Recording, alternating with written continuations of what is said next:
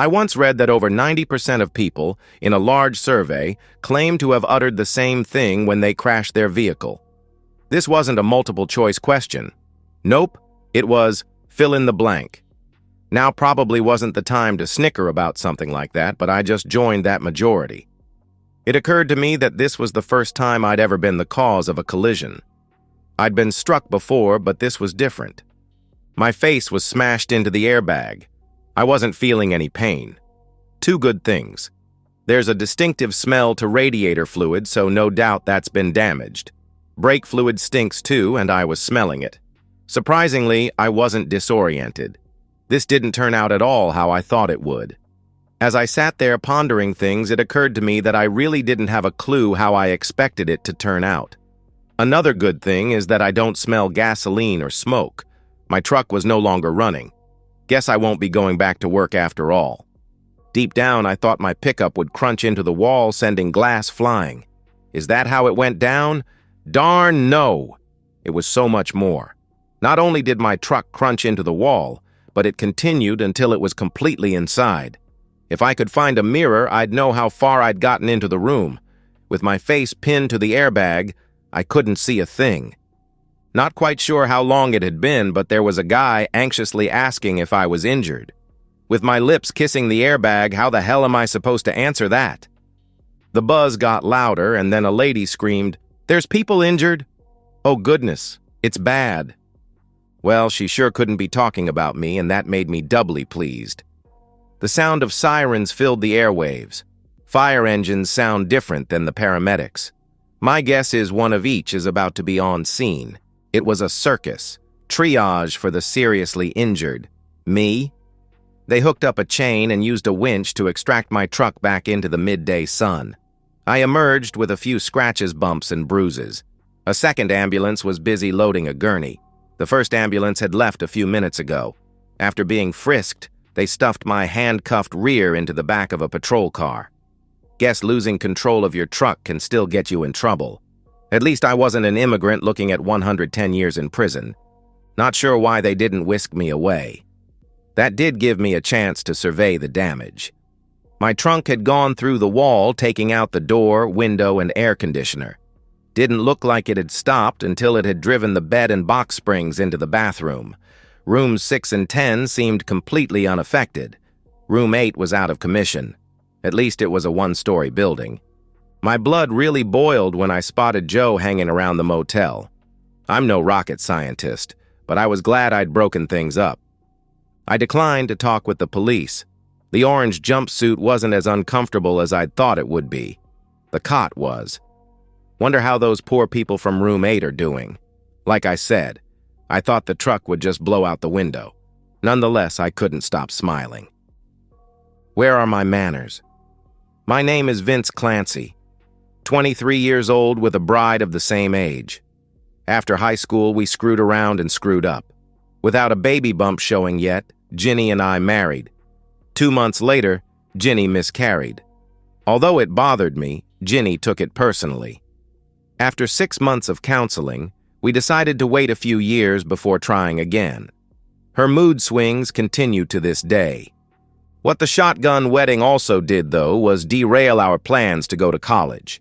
Instead of pursuing a degree, I got a job learning how to be an electrician. Ginny started working as a temporary laborer, mostly as a receptionist. Many of her gigs are one day, but sometimes she stays for a week if someone goes on vacation. In high school, I played football and didn't embarrass myself. Ginny was one of 6 basketball cheerleaders. She attended all of my football games, and I did likewise for all of her basketball games. While her motive was probably to support me, mine was to keep the wolves away from her. The basketball players and their friends were always doing full-court presses trying to pry her away from me. In my heart, none ever succeeded. The star player of the basketball team was Joe Clark. He and I weren't friends or even friends of friends. We ran in different circles. That didn't stop him from the occasional double entendre suggestions to Ginny. She laughed it off. I tried to not let it bother me, which was tough as I'm the jealous type, big time. Whereas I made all-state honorable mention, Joe was just second-team all-conference. Those honors go to winning teams, and our basketball team sucked. Joe did get a books and meals scholarship to a nearby Division I school, so he left for the campus summer leagues after graduation. Surprisingly, once the season started, he was getting playing time. When not teamed with players who turned the ball over, he's a decent player. Joe would always bring back some of his buddies for homecoming and the like.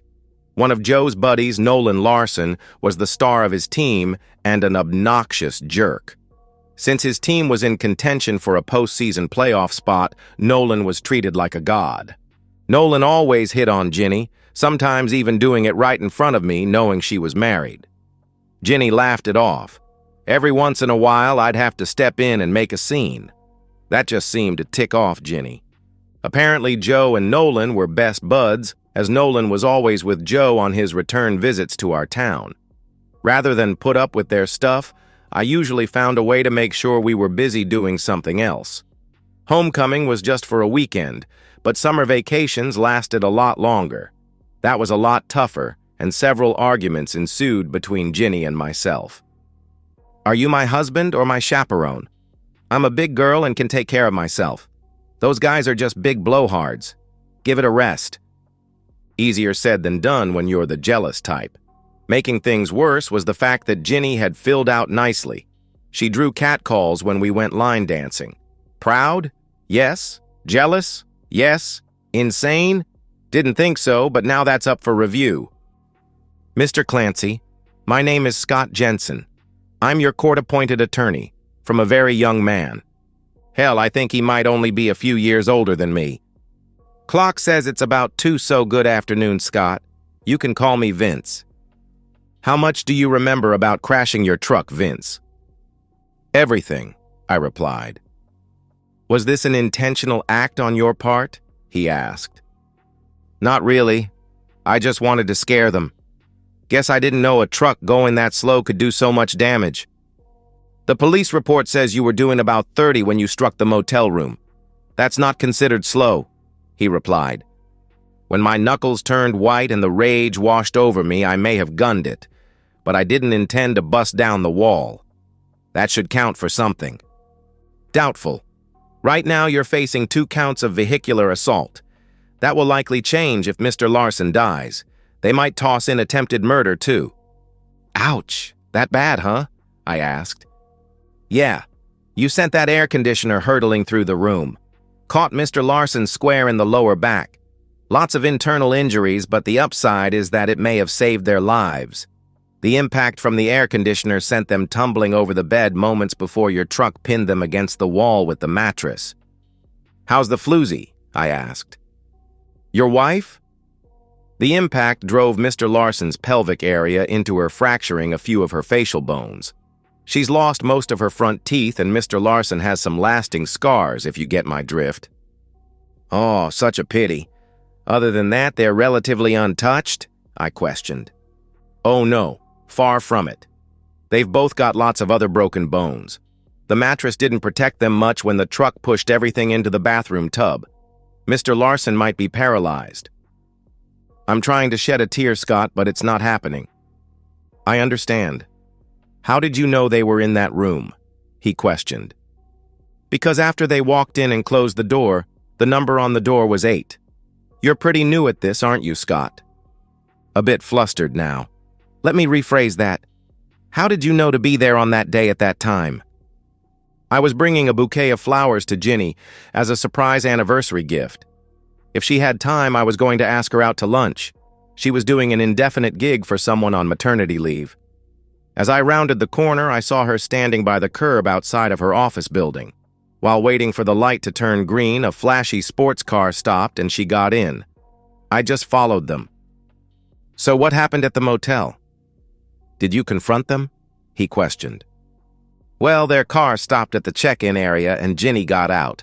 I was still waiting on the main road for an opening in traffic to make a left-hand turn into the parking lot. The sports car pulled around the building and parked, so I followed. Ginny emerged from the office a few minutes later and went to room number 8. He met her about the time she got there. The rest, as they say, is history." "So you don't know what they were doing?" he asked. "You really are new at this, aren't you, Scott?" "What?" Do you think they were planning a surprise anniversary dinner for me? Sloppy seconds? Vince, I'm here to help you. I can't help you if I don't know all of the facts. How long did you sit in your truck before you attacked them? A couple minutes, I guess, and then rage clouded my judgment. I lost it. No sugarcoating it. Complete meltdown. Like I said, I just wanted to scare them. Ginny slowly emerged from her lengthy slumber. She scribbled on the notepad the nurse had given her. Where am I? What happened? Mrs. Clancy, you are at Mercy General. You were injured when a truck crashed into your room. You have sustained numerous broken bones and some internal injuries. The doctor has you sedated. If you still feel any pain, I can get her to up your meds. How do you feel? Ginny quickly jotted down her next set of questions. Like my face is covered with bandages and my mouth is stuck. Why is my head restrained? I can't move my legs or my other arm. Well, your arm and both of your legs are in casts. Matter of fact, you're in a full body cast. And yes, your face is heavily bandaged and your mouth is wired shut. When you are up to it, there's a detective that has a few questions for you. Can I call him? Scribbling, sure. It was about 3 hours later. Mrs. Clancy, I'm Detective Green. How's your memory doing? Wearing down the pencil. Not good, I guess. I don't remember being in an accident. The nurse said I was struck by a truck. What do you remember about Tuesday morning? Scribbling slowly, you mean this morning? Actually, today is Friday. You've been here 10 days. I think they had you in a medically induced coma, the detective answered, with the pencil shaking. Oh my God. I put on a somewhat nicer outfit and went to work. What did you do for lunch? Detective asked. With eyes darting back and forth for several seconds, I went to lunch with a friend. Does that friend have a name? Under the bus, he went, Nolan Larson. And where did you go to lunch? Detective asked. Pencils don't lie. People do. I don't remember. Does the Hump Day Motel ring a bell? Tears were soaking up the bandages. I got a room while Nolan parked. Is that when I got hit by the truck? You should be so lucky. No, you were in the room with Mr. Larson when the truck crashed into your room. More scratching. Somebody lost control of their truck? Not really. Seems like your little get-together wasn't the anniversary present your husband was expecting. With a shaking cast, my anniversary? Oh gosh. So this wasn't an activity you'd received prior approval from your husband? Quickly, no. That's all I've got for now. Good luck with your recovery. Mr. Larson, can you hear me? The nurse turned to the doctor. He hasn't responded since he was informed that he has a broken spine and will never walk again. Sure cut that promising career short, didn't it? From the surgeon. The nurse shook her head. Heavy price to pay for getting a little strange from a married woman.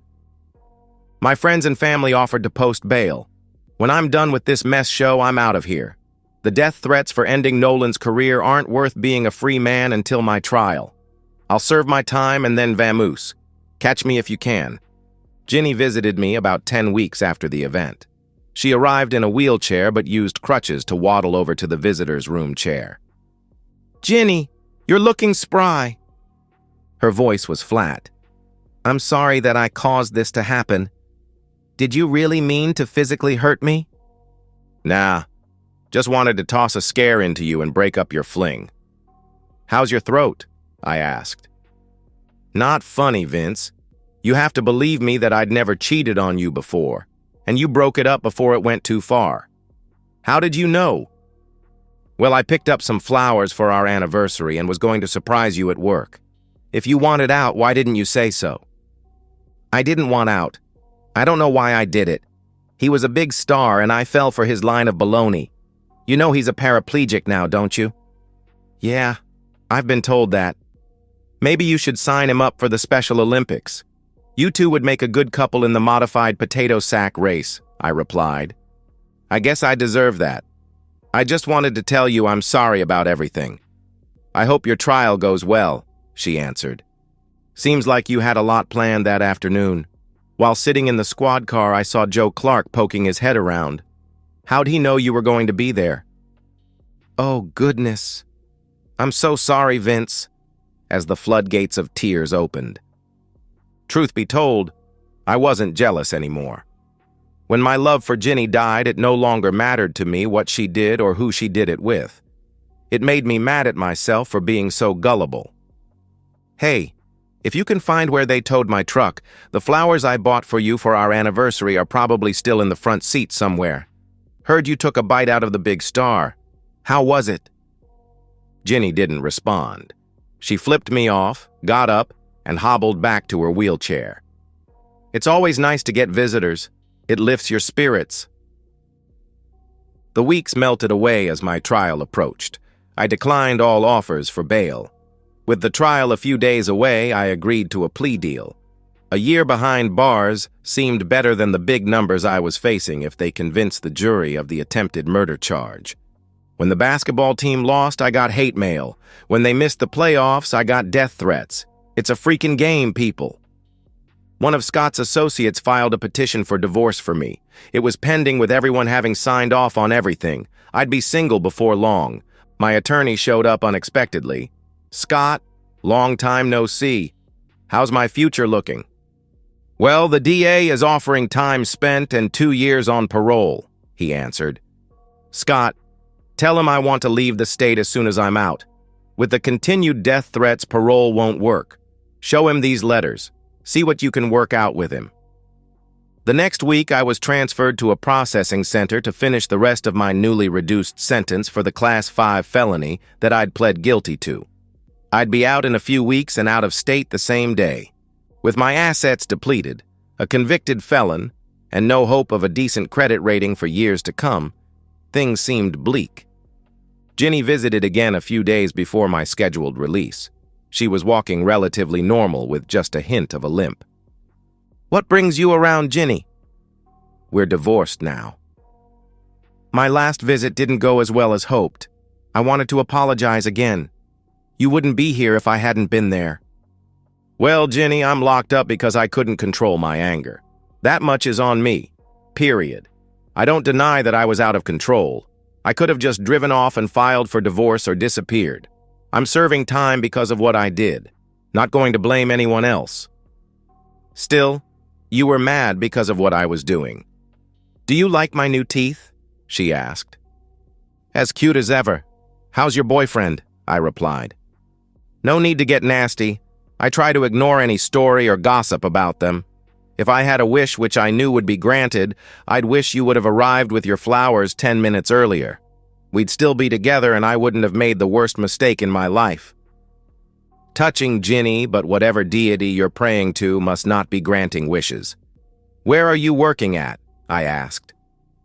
"Got a full-time job as a receptionist for stone masonry. Same daily grind. No husband to go home to.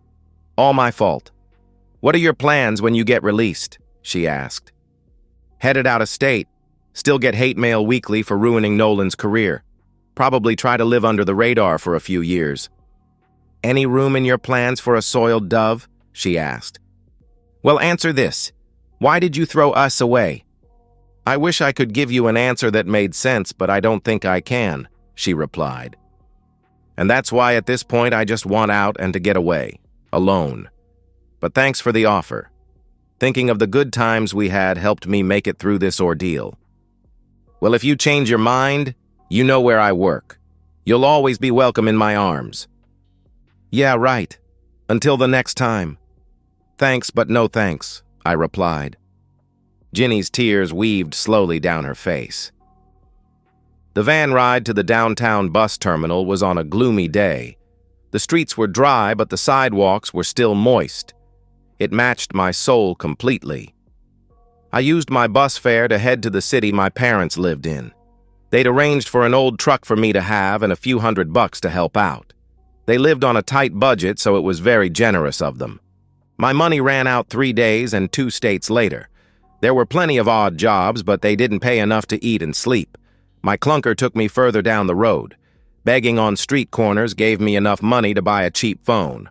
All I really wanted was to search for jobs on the internet. It worked. I found a construction fly-by-night outfit that needed an electrician. Cash paid daily. Although I made friends, I was no longer the outgoing person I'd been before. A cheap weekly motel room was my current abode. The lady in the end unit was turning tricks, which actually had some appeal to me. Let me clarify that. I wasn't interested in turning tricks, but maybe using her services, but money was too tight. She caught me staring one evening and opened her robe a little. "You ready for a go?" "Only if you take IOUs." Laughing. "Let me think about it."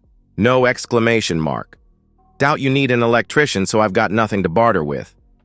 "Pity. You look pretty chiseled. I like a man who can pin me down." "I'll keep that in mind when my ship comes in." "Hey, one of my clients did mention a project that required some sparks flying. Can't talk right now as I've got to get cleaned up before my next appointment." I chuckled. We're just nameless people trying to make it through the night. Sleep was tough as I imagined pinning her down. Darn, I need to get laid. It was a few days later when I saw the escort again. She handed me a piece of paper. I told my client that I knew an electrician. "Here's the number." "Thanks. You didn't need to do that." "I know. Catch you later," as she got in her modern sedan and drove away. I had to ask the guys I worked with what they charged for odd jobs. With that little bit of knowledge tucked away, I called the number. A lady answered, which took me by surprise. "Shoot.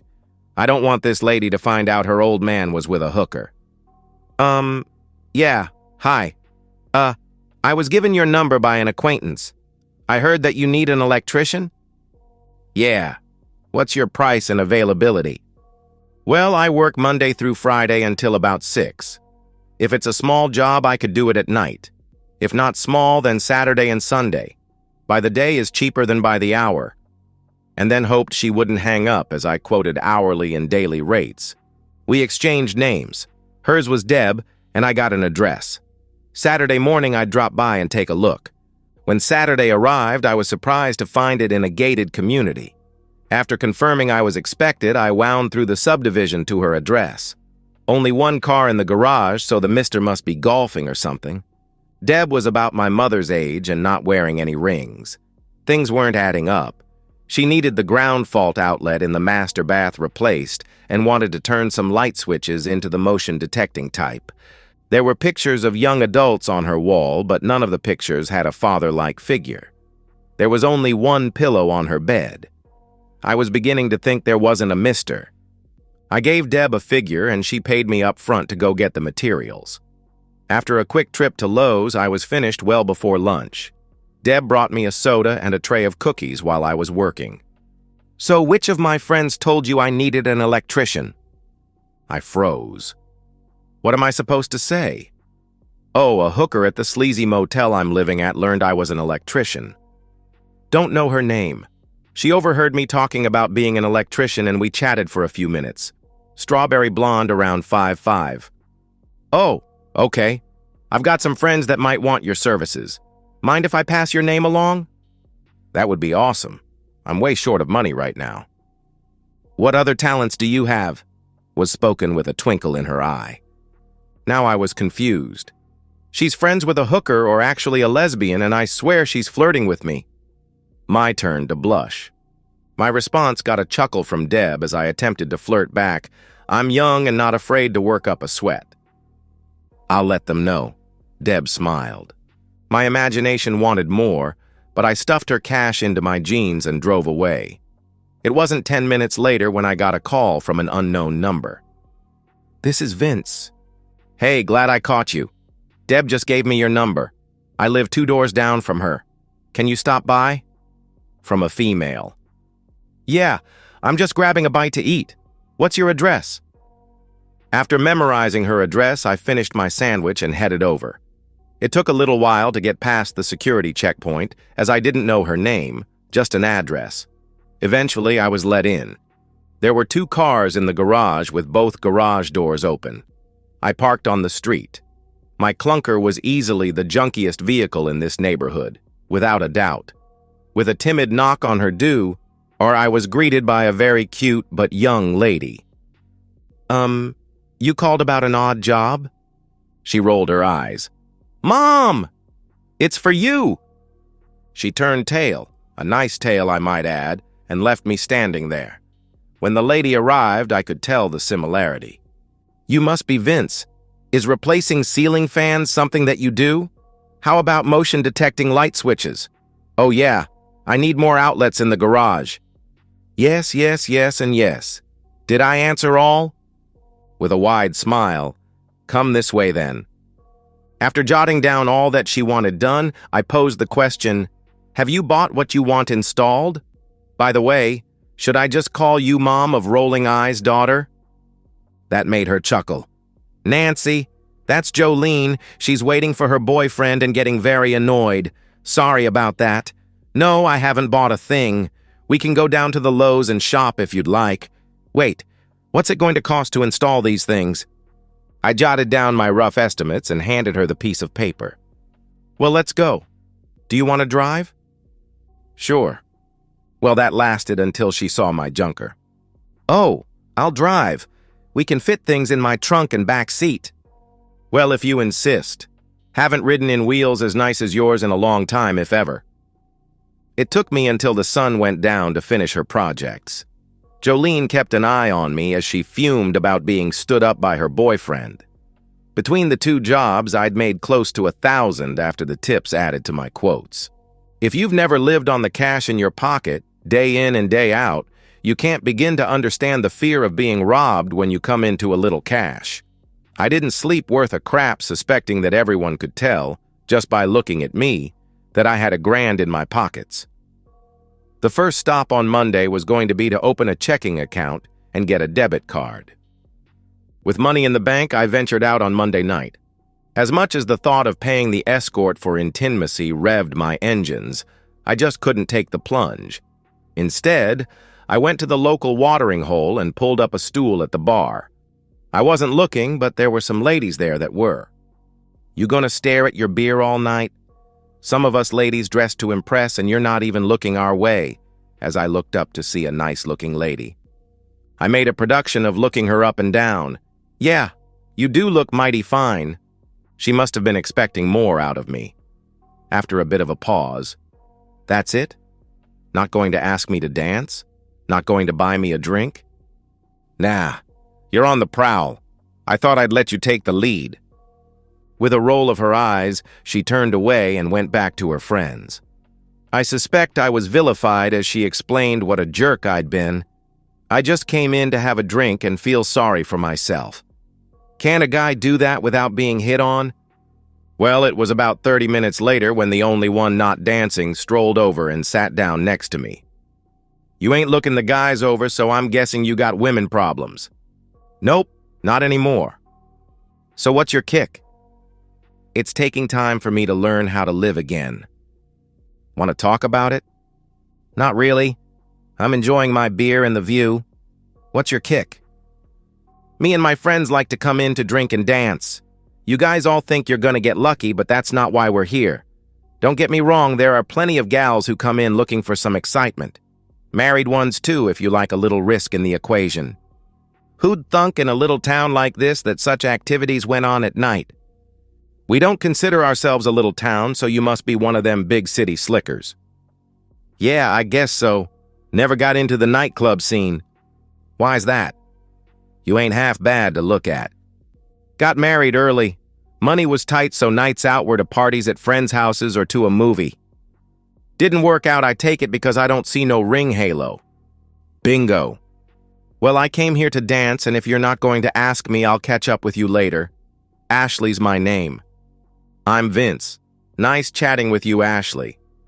I'm getting really good at making women roll their eyes and shake their heads in disbelief. As I lay in bed that night, I realized it wasn't intimacy that I desired. It was companionship. Simply talking with Ashley had lifted my spirits. I became somewhat of a regular at the watering hole, eating dinner, if you can call it that, almost every evening. Not looking to hook up, but simply talk. The next time Ashley and crew came in, I asked her to dance. Although invited to sit at their table, I declined. Conflicting emotions had me wondering which way was up.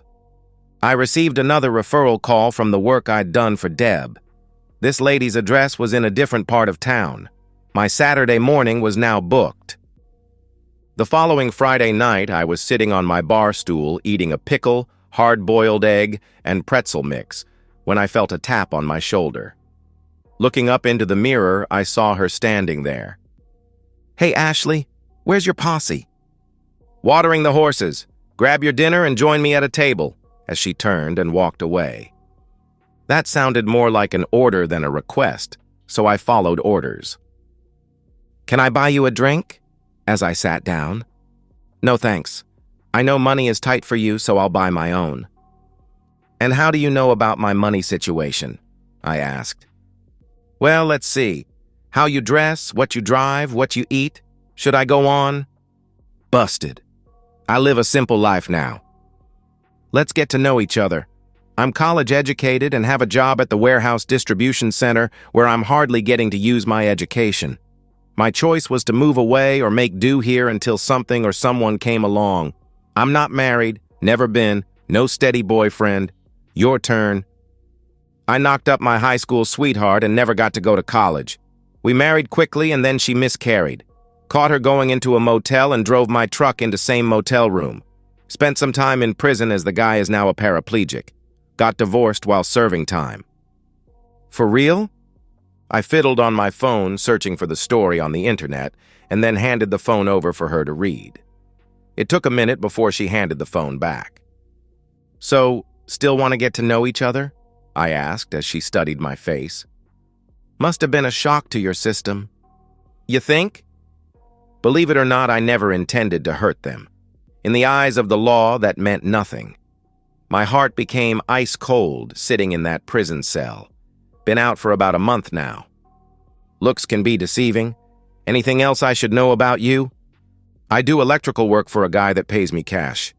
Recently, I started doing electrical odd jobs on the weekend for some extra cash. Never been in trouble with the law? I mean, other than putting tire tracks on the X? Nope. Not even a traffic ticket. I snapped that day and paid a heavy price. How much are you planning on spending here tonight? About 20, why? Let's go to the thrift store and buy you some decent clothes. The devil and angel on my shoulders were fighting fiercely. Woman, trouble. Woman, trouble. I accepted her offer. She drove. Why are you doing this? Because you won't do it for yourself. You're much too young, your life's just begun, and it's time to move on. And what's in it for you? If I still think you're a nice guy, I might ask you to take me out. Well, I spent $30 that night, but got several shirts and a couple of pairs of pants. Ashley drove me back to my car. As I got out, "Thank you, Ashley. Can I take you out sometime?" Thought you'd never ask. Wear one of your new outfits and meet me at the movie theater in the mall tomorrow night at 6. It was a toss and turn kind of night. As it was becoming my norm, I did an odd job Saturday morning. I had almost $1,600 in the bank, but kept $50 out to pay for this evening. I was ready to go at 4 p.m., but realized I looked dorky wearing the only pair of shoes I owned. They didn't go well with my upgrade in jeans. So, back to the thrift store I went and found a decent pair for under $10. What I thought was a date turned out to be a double date. Ashley met me with her friend and date. When you're a convicted felon, I guess you shouldn't be surprised when people want to protect themselves. Still, the movie and drinks afterwards were nice. I found myself excluded from most of the conversations as they had their college memories, and I couldn't relate or add to the discussion. Ashley never picked up on my uneasiness. Although I enjoyed the peck on the lips, I relished the hug. That's what I'd been missing the most. I handed Ashley a slip of paper with a short note and my phone number on it. "You have my number. I don't have yours. Call me if I haven't scared you away."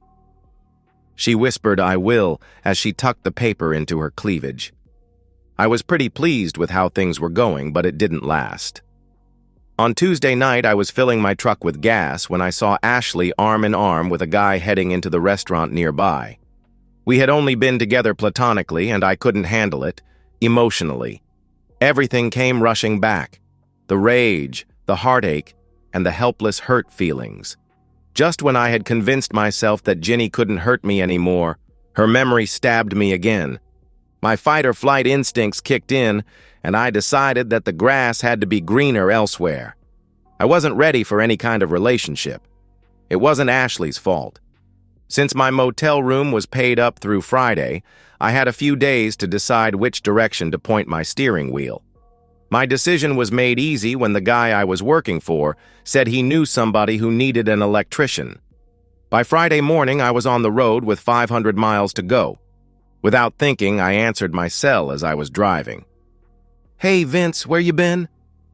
"I took a job in a different city. You never called, so I couldn't let you know I was leaving. Thanks for helping me out of my rut." "When are you coming back?" "I don't think I am, but I'll put you in my contacts list just in case our paths cross again." Her voice sounded sad, maybe hurt. "Guess I should have called sooner." "No biggie. I enjoyed our brief time together." After a few more minutes of reminiscing, my time with Ashley was over. Although my parents wanted me to visit on the holidays, they understood why that wasn't the best thing for me to do for the next few years. Sooner or later, another star basketball player would appear, and all thoughts of Nolan would fade into the footnotes of history. I dated a few ladies and even went to a swap party with one of them. I loved the variety of intimacy, but it killed any thoughts of spending more time with that one.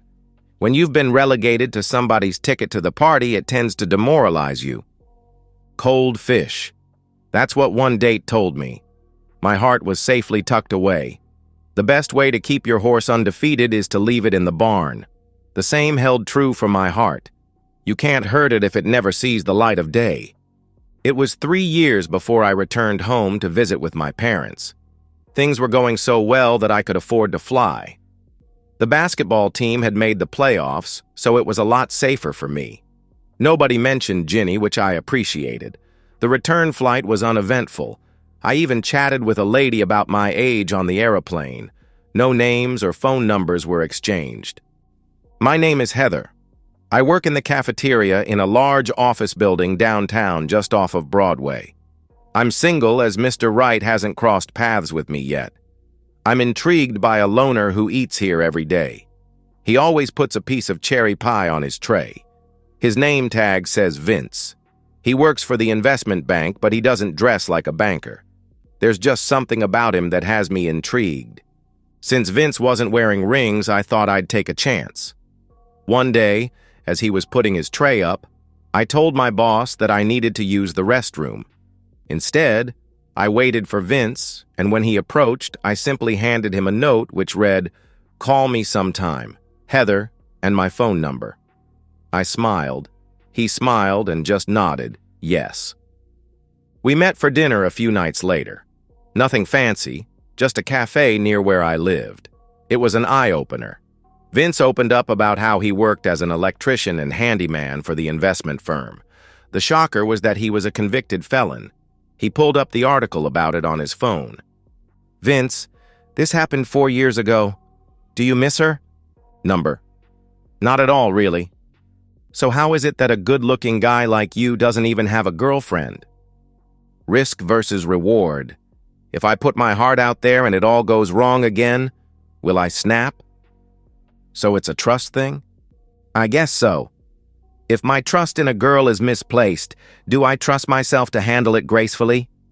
Last time I ventured out, even though we'd never even kissed, I saw her with another guy and all the pain came rushing back.